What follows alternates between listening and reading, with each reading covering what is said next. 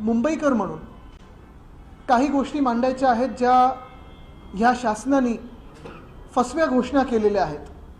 कारण भाजपला ही जुनी सवय खोटं बोलण्याची आणि भाजप शासनला, भाजपच्या राजवटीला देखील अशा घोषणा करण्याची जुनी सवय.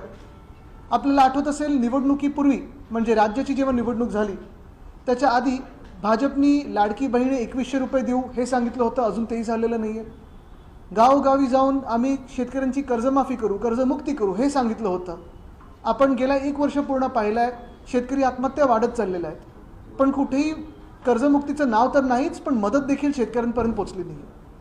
आणि असे सगळे वातावरण जेव्हा 29 शहरं निवडणुकीला सामोरी जात आहेत, महानगरपालिकेच्या निवडणुका आहेत, त्याच दृष्टिकोनातून काही मुंबईसाठी घोषणा ज्या आम्ही मागण्या केल्यानंतर, शिवसेना उद्धव बाळासाहेब ठाकरे पक्ष म्हणून आम्ही मागण्या केल्यानंतर मुख्यमंत्र्यांची असेल किंवा गृहनिर्माण मंत्र्यांची असेल धावपळ झाली आणि थातूर मातूर उत्तर द्यायचं म्हणून काहीतरी त्यांनी दिलं होतं.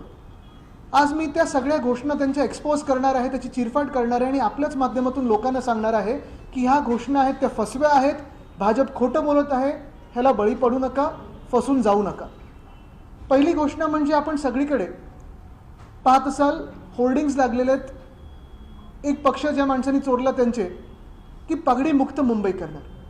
तसं पाहायला गेलं तर पागडी हा विषय महाविकास आघाडीचं सरकार, उद्धव साहेबांच्या सरकारने हा सोडवला होता 79A 79B क्लॉज आणून, ज्याच्यात जर बिल्डिंग एखादी इमारत जी उपकरप्राप्त इमारत असेल ती मोडकळीस आली असेल तर त्याला पहिले 6 महिने जागा मालकाला आणि नंतरचे हे टेनंट्सना आपण देऊन तिकडचा पुनर्विकास आपण शक्य करत होतो. हे अगदी राष्ट्रपतींपर्यंत गेलं. मग 2022ला तेव्हा जेव्हा त्याच्यावर सही होऊन आलं, अनेक ठिकाणचे पुनर्विकास हे मार्गी लागत असताना काही काही ठिकाणी NOC देखील मिळाल्यानंतर आपण पाहत असाल कोणीतरी कोर्टात गेलं आणि हा विषय तिथे एक तांत्रिक तिढा बसलेला आहे.